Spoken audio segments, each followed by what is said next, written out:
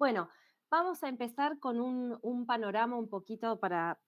poner en común de qué estamos hablando cuando hablamos de cambio climático y los impactos del cambio climático. Los datos que están acá en primer plano son del panel intergubernamental de cambio climático, que se conoce como el IPCC, que fue conformado en el año 1988, antes de la Convención Marco de Naciones Unidas, que es donde se llevan adelante las negociaciones multilaterales en materia de cambio climático. Este panel está conformado por científicos de todo el mundo, de todas las regiones, y lo que hace es un análisis, una revisión y un resumen de todos los papers y toda la bibliografía científica que se genera en todas las regiones del mundo vinculadas con la temática de cambio climático. El último informe, el último reporte, se presentó entre agosto y febrero de este año, que es el sexto informe de evaluación en materia de cambio climático, más allá que el IPCC va haciendo reportes especiales, pero acá tenemos un resumen porque la dinámica, lo que está pasando con el clima, es muy acelerada y supera cualquier expectativa. Lo que está claro es ya no existe, aunque hay algunas pequeñas minorías todavía que tienen algún negacionismo sobre el cambio climático, hay una cuestión central que el cambio climático es irreversible y que hay una causa que tiene que ver con la influencia humana, con nuestro modelo de desarrollo productivo desde la revolución industrial en adelante con la quema de combustibles fósiles. Hasta ahora podemos decir que de 1850 hasta la fecha la temperatura global de aumento del planeta ha sido de 1,09, casi 1,1, que en los últimos 5 años fueron los más calurosos registrados desde 1850, ahora lo vamos a ver en otra filmina, que la tasa de aumento del nivel del mar se ha triplicado desde el periodo entre 1900 y 1970, que las temperaturas extremas, incluidas tanto las olas de calor como también la baja de las temperaturas mínimas, tenemos eh, eventos extremos mucho más recurrentes, más virulentos, con olas de calor con temperaturas más altas y a su vez con eventos fríos cada vez más bajos, ¿no? Y menos severos. Y hay un punto central sobre el que quizás lo han escuchado hablar, que siempre se habla que es el objetivo que tiene el Acuerdo de París o la Convención Marco de Cambio Climático, que es una convención, un acuerdo entre la ciencia, la política y también la economía, de que debemos mantenernos por debajo de los 2 grados centígrados de aumento de temperatura en el mundo, para digamos, no perder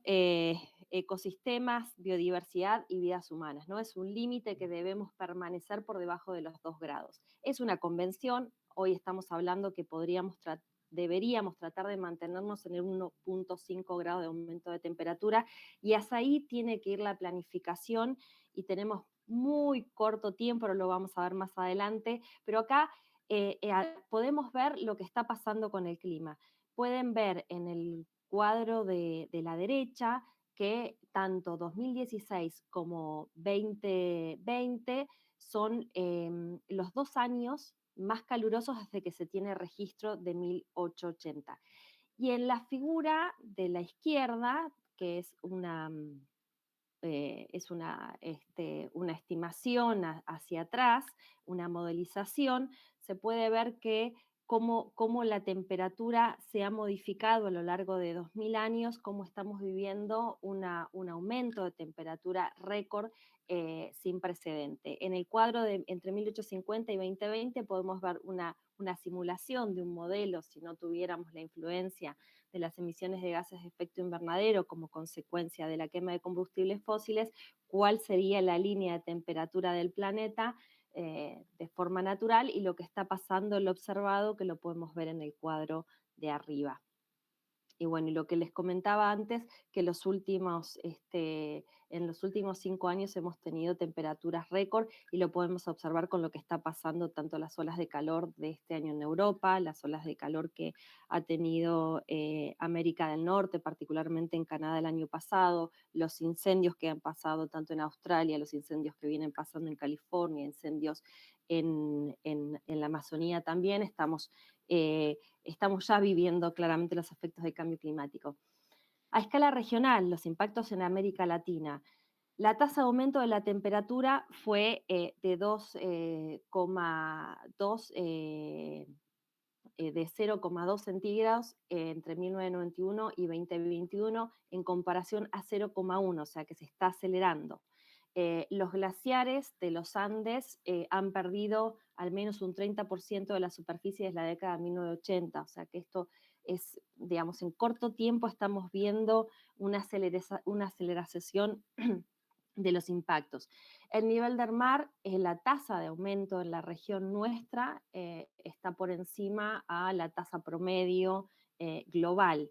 Y algunas cuestiones puntuales, la mega sequía en Chile, que es récord, nunca en la historia se conoció desde que se tiene registro una sequía tan larga que lleva más de 13 años, y bueno, y lo que está pasando también, que nosotros sí tenemos referencia en la cuenca del Paraná del Plata, del año 1944. Y después la temporada de huracanes, ya hablando particularmente del Caribe, en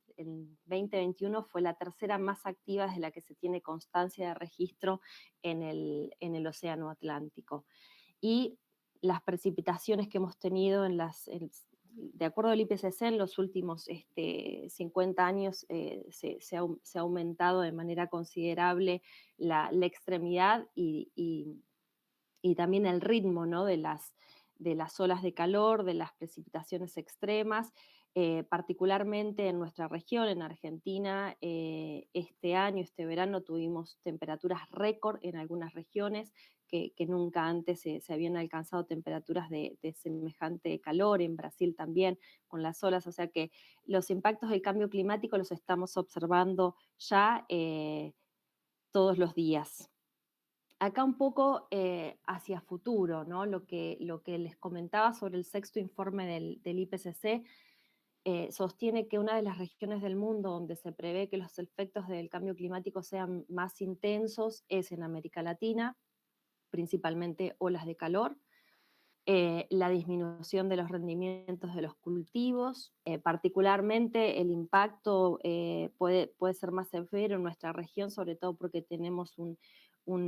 alto nivel de población costera y también de población en condiciones de vulnerabilidad, que ahora lo vamos a ver más adelante en lo que tiene que ver con mapa de riesgo. En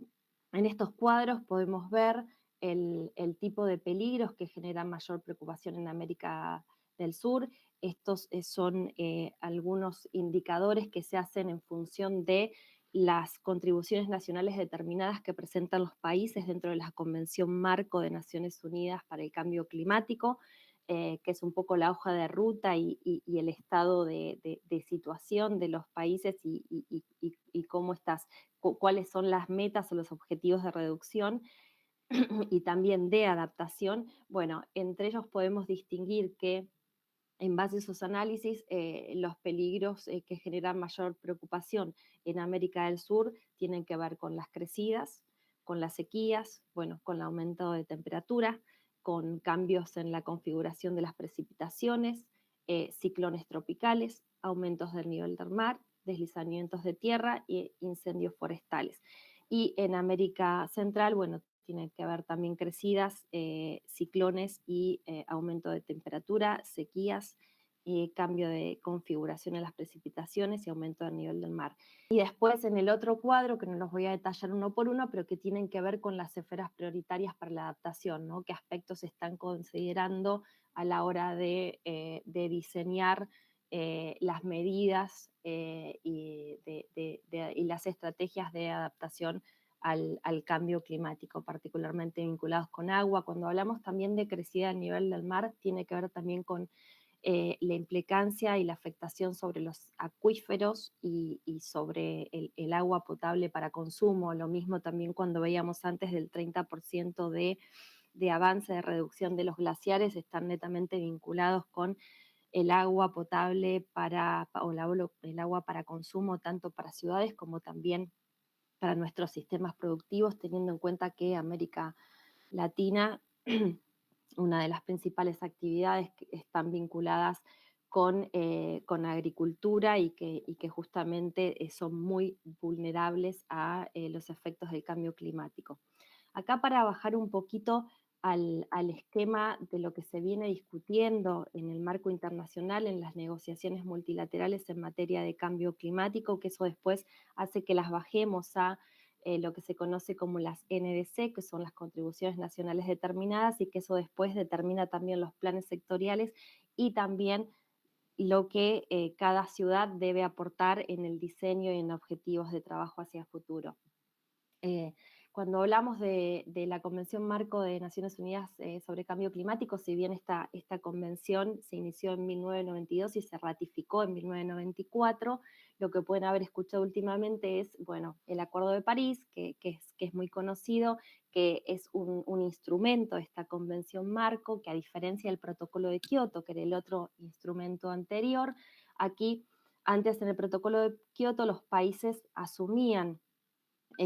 tenían un objetivo, una meta de reducción y los países industrializados debían dividir esa meta y tenían que cumplir con metas de reducción. Hoy es al revés, hoy todos los países de manera voluntaria tienen que proponerse metas de reducción de gases de efecto invernadero a través de estas NDC, estas contribuciones nacionales determinadas, tratando de mantenernos, de no superar los 2 grados centígrados hacia fin de siglo, con la meta de lograr no superar el 1,5 para 2050, de mantenernos en esa temperatura, que para ello deberíamos tener una reducción drástica, una transición energética drástica de aquí a 2030 para tener un pico de emisiones en 2030. En función de estos objetivos, los países empiezan a proponer, y ahora, a diferencia del protocolo de Kioto, donde había algunos que estaban obligados a cumplir con metas de reducción, y otros como nosotros, países en vías de desarrollo, no estábamos obligados, sí teníamos que llevar adelante planes, pero no había una obligación, un compromiso. En este caso, con el Acuerdo de París, todos los países que son parte de la convención tienen que tener compromisos a través de las NDC. ¿Qué viene pasando? ¿Qué es lo que vienen proponiendo los estados en torno a la política climática? Bueno, los compromisos nuevos y actualizados, porque en 2015 se hicieron la primera tanda de presentaciones de NDC, cada 5 años se debe revisar esos compromisos y se debe aumentar esta meta de reducción de gases de efecto invernadero, que implica obviamente llegar adelante medidas sectoriales, principalmente de transición energética, para dejar de consumir o de quemar combustible fósil. Pero los compromisos que se han presentado en Glasgow, que fue la última conferencia de las partes, que se conoce como la COP, donde se han presentado 120 países,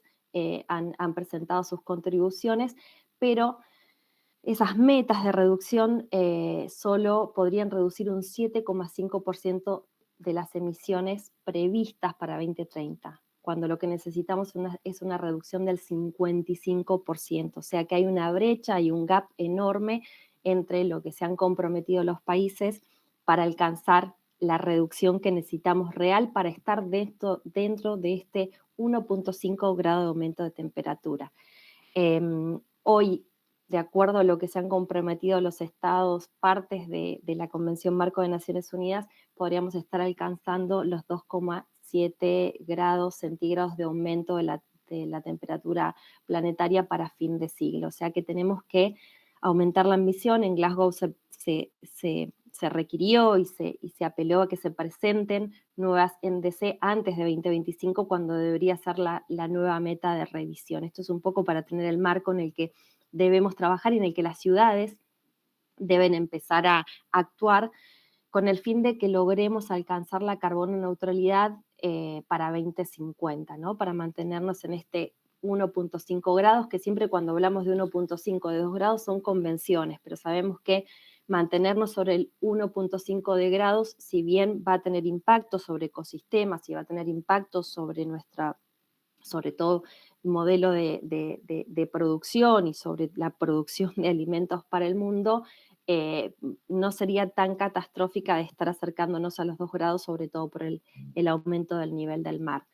Lo importante es quería llegar un poco a que podamos ver qué pasa con las ciudades. Bueno, las ciudades ocupan apenas el 3% de la superficie del planeta, pero representan entre el 60 y el 80% del consumo de la energía y el 75% de las emisiones de carbono a nivel global. Particularmente Latinoamérica, al ser la región más urbanizada del mundo, el 90 por ciento, y tener un nivel importante de población en la franja costera, es muy vulnerable a los impactos del cambio climático, y a su vez debemos decir que hay gran porcentaje de la población urbana situada en asentamientos informales, donde hay deficiencia en el acceso a los servicios tanto de salud, de educación, de vivienda, prestación inadecuada de servicios en general. Bueno, los impactos en ciudades tienen que ver un poco con los que vimos también en la región, principalmente el tema de las olas de calor, las enfermedades transmitidas por vectores, bueno, que lo estamos viendo, por ejemplo, hoy en nuestra zona, en Buenos Aires, donde hoy nos encontramos con enfermedades que eran más de zonas tropicales y hoy ya están bajando, caso por ejemplo, del dengue, bueno, la suba del nivel del mar,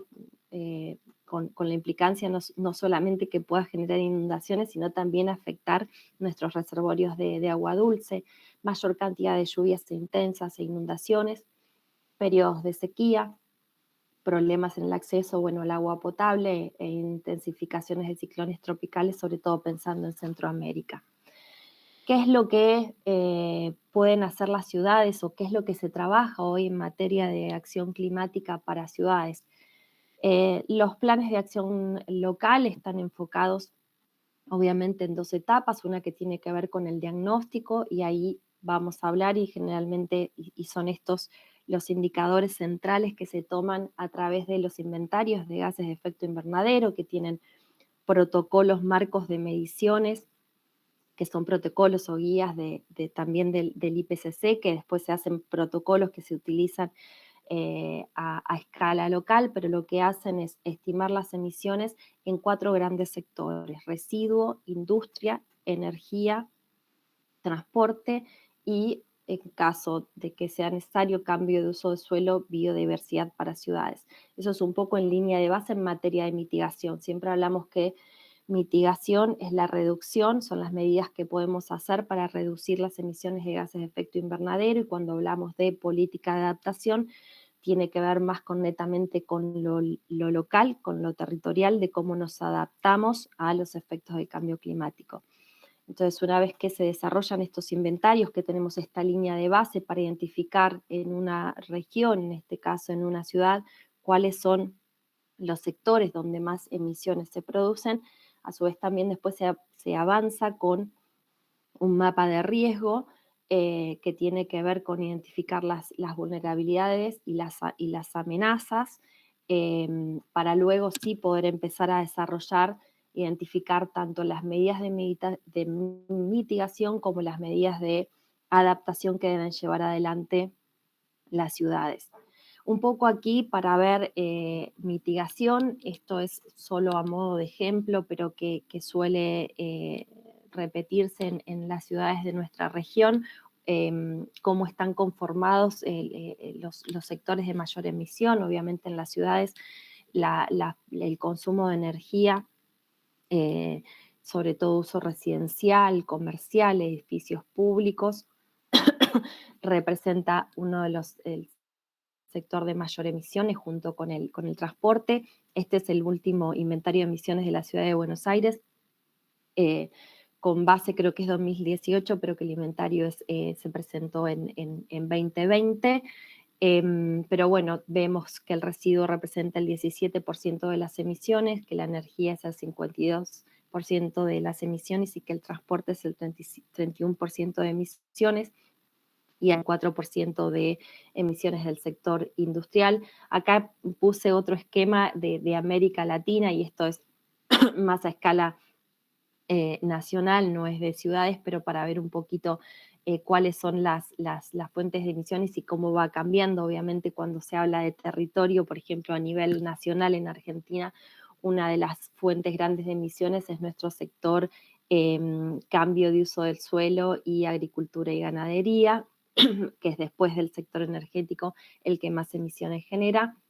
Pero bueno, para el caso de las ciudades, es central el transporte y la energía tanto residencial como de uso, bueno, de edificios públicos, comerciales y también la industrial. Hay distintas maneras de hacer estos inventarios con distintos alcances, que acá lo vemos el alcance 1, el alcance 2 y el alcance 3. El alcance 1 tiene que ver con las emisiones que se generan dentro del límite de la ciudad. El alcance 2 tiene que ver con medir y contemplar las emisiones que están en red, que por ahí se generan en otro lugar, pero son las emisiones que tienen que ver con la demanda de energía de la ciudad. Y bueno, el alcance 3 tiene que ver, como por ejemplo, residuos hoy en la ciudad de Buenos Aires, donde estamos emitiendo por fuera del límite de la ciudad, pero que tiene que ver con residuos que son generados dentro de la ciudad. Y puntualmente, cuáles son las grandes líneas de trabajo que tienen las ciudades a futuro de desafío para lograr ciudades carbono neutral en este plazo que nos estamos proponiendo, primero una meta intermedia 2030 para mantenernos en 1.5 y 2050 para lograr la carbono neutralidad. Cuando hablamos de carbono neutralidad, quiere decir que todo nuestro modelo de productivo, todo nuestro modelo de consumo o de vida, lo que emitamos para vivir o para producir tiene que ser neutro, o sea, que todo lo que se genere de emisiones lo podamos secuestrar vía forestación, vía eh, hay